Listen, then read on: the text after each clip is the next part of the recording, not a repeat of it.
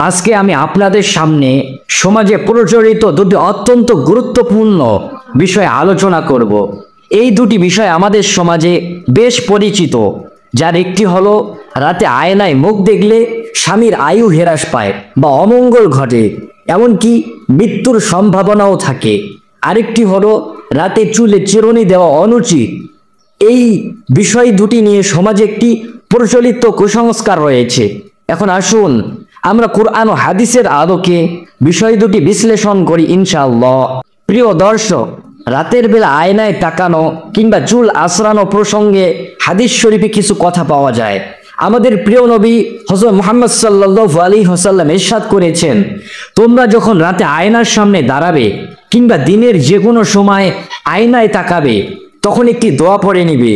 দোয়াটি হলো আল্লাহুম্মা হাসসানতা খালকি ফাহাসসিন খুলুকি। এর অর্থ হলো, হে আল্লাহ, আপনি যেমন আমার আকৃতিকে সুন্দর করেছেন, তেমনি আমার স্বভাব চরিত্রকেও সৌন্দর্য মণ্ডিত করুন। সুবহানাল্লাহ, কি চমৎকার দোয়া। প্রিয় দর্শক, আরেকটি হাদিসে বলা হয়েছে, জিনেরা রাতে আয়নার আশেপাশে অবস্থান করে, এমনকি তারা বাথরুমেও সবসময় উপস্থিত থাকে। সেজন্যই রাতের বেলায় যদি বাথরুমে যাওয়ার প্রয়োজন হয়, তাহলে অবশ্যই ভেতরে ঢোকার আগেই এই দোয়াটা পড়ে নেবেন। দোয়াটি হলো, বিসমিল্লাহি আল্লাহুম্মা ইন্নী আউযু বিকা মিনাল খুবুসি ওয়াল খাবাইস। যদি কেউ পুরো দোয়াটি মুখস্থ না জানেন, তাহলে কেবল বিসমিল্লাহ বা বিসমিল্লাহির রহমানির রহিম বলে ঢুকলেও ইনশাআল্লাহ সেই ফজিলত অর্জিত হবে।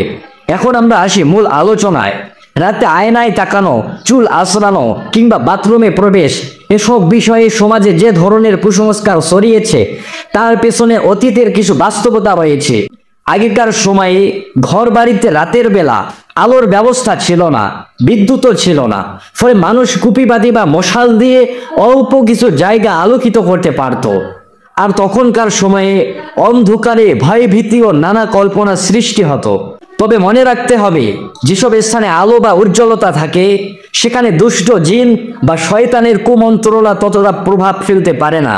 যেমন দিনের আলোয় শয়তান মানুষের উপর বেশি প্রভাব ফেলতে পারে না, তেমনি রাতেও যদি ঘর কিংবা উঠানে উজ্জ্বল আলো জ্বলে, তাহলে সেসব স্থানে শয়তান বা জিনের কুমন্ত্রণা কার্যকর হয় না।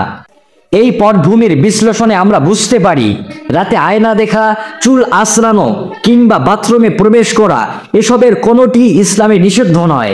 কুরআন বা হাদিসের কথাও এগুলোকে হারাম বা নাজাইজ বলা হয়নি। তবে আগেকার সময়ে আলো অভাবের কারণে কিছু লোকজন অভিজ্ঞতা থেকে এসব কুসংস্কার তৈরি করেছে। জ্ঞানী গুণীরা আগে বলতেন, রাতে আয়নার দিকে তাকানো উচিত নয় কিংবা রাতে চুল আঁচড়ানো উচিত নয়। তাছাড়া নবী করিম সাল্লাল্লাহু আলাইহি ওয়াসাল্লাম সবসময় আয়নার উপর এক ধরনের আবরণ দিয়ে রাখার কথা বলেছিলেন। তাই কোনো গুজব বা ভয়ভীতি দেখে ভীত হয়ে পড়া বা তা অনুসরণ করার কোনো কারণ নেই, বরং আমাদের উচিত পবিত্র কুরআনের নির্দেশ অনুযায়ী চলা, যেখানে বলা হয়েছে, ফাসআলু আহলা যিকরি ইন কুনতুম লা তা'লামুন। অর্থাৎ, তোমরা যদি না জানো, তাহলে জ্ঞানীদের নিকট থেকে জেনে নাও। পুরনো দিনের পরিবেশ ও পরিস্থিতি অনুসারে সেই সময়ের বিজ্ঞ ব্যক্তি বা আলেমগণ কিছু প্রবাদ কথা চালু করেছিলেন, যা হয়তো তখনকার সমাজে গ্রহণযোগ্য বা বাস্তবসম্মত ছিল। কিন্তু আধুনিক যুগের বিজ্ঞান, জ্ঞান এবং আলোচনার যুগে সেই সব কথা অনেকা অংশেই আর প্রযোজ্য নয়। তাই যে কোনো বিষয়ে আমাদের যাচাই করতে হবে কুরআন ও সুন্নাহর আলোকে। কারণ আল্লাহ রব্বুল আলামিন পবিত্র কুরআনে স্পষ্টভাবে জানিয়ে দিয়েছেন, আজ আমি তোমাদের দিনকে পরিপূর্ণ করে দিয়েছি। যেদিন আল্লাহ পরিপূর্ণ করে দিয়েছেন, সেই দিনের মধ্যে কিছু অসম্পূর্ণ রয়েছে, এমন ধারণা রাখা ঈমানের বিরোধিতা। আমরা যেন সবসময় ইসলামের পথেই পরিচালিত হতে পারি। আল্লাহ আমাদের সেই হেদায়েত দান করুন, আমিন। তাই রাতের সময় আয়নায় নিজের চেহারা দেখা কিংবা চুল আঁচড়ানোতে কোনো গুনাহ নেই, এতে ভয় পাওয়ার কিছু নেই। তবে একটা বিষয় খেয়াল রাখা ভালো, ভাঙ্গা আয়নার সামনে দাঁড়িয়ে চুল আঁচড়ানো বা কাজ করাটা ঠিক নয়। এর পেছনে কুসংস্কার নয়, বরং নিরাপত্তার কারণেই এটি এড়ানো উচিত। কারণ ফাটা আয়না থেকে হাতে বা শরীরে কেটে যাওয়ার ভয় থাকে, কিংবা তা পরে গিয়ে আবার কোনো বড় বিপদ ঘটতে পারে।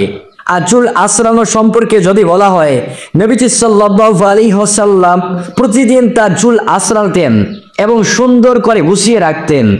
তিনি যারা চুল গুছান না বা পরিপাটি রাখেন না তাদের অপছন্দ করতেন। সুতরাং রাতেও আয়নার সামনে দাঁড়িয়ে চুল আঁচড়ানোতেও কোনো অসুবিধা নেই। তবে কিছু বয়োজ্যেষ্ঠরা বলেন রাতে চুল আঁচড়ানো না করাই ভালো। এর কারণ হলো রাতে আলো কম থাকে, ফলে চুল হয়তো ভালোভাবে আঁচড়ানো হয় না। তাই দিনের সময় যখন চারপাশ আলোকিত থাকে তখন চুল গুছিয়ে নেওয়াটাই বুদ্ধিমানের কাজ। তবে এই কারণে যেন আমাদের মনে কোনো ভ্রান্তি বিশ্বাস বা কুসংস্কার জন্ম না নেয় সেদিকে খেয়াল রাখা জরুরি। আমাদের উচিত প্রতিটি কাজের ক্ষেত্রে কুরআন ও হাদিসকে আঁকড়ে ধরা। পৃথিবী থেকে বিদায় নেওয়ার আগে প্রিয় নবী হযরত মুহাম্মদ সাল্লাল্লাহু আলাইহি ওয়াসাল্লাম তার বিদায়ী ভাষণে বলেছিলেন, তোমরা যদি দুটি জিনিসকে দৃঢ়ভাবে আঁকড়ে ধরো তাহলে কখনো পথভ্রষ্ট হবে না। সেই দুইটি জিনিস হলো, এক নম্বর আল্লাহর কিতাব অর্থাৎ পবিত্র কুরআন, দুই নম্বর হলো রাসূলুল্লাহর সুন্নাহ বা তার হাদিস। আল্লাহ আমাদের তৌফিক দান করুন যেন আমরা জীবনের শেষ নিঃশ্বাস পর্যন্ত এই দুটি মর্যাদাপূর্ণ পথ নির্দেশকে আঁকড়ে ধরতে পারি। সকলে বলুন আমিন।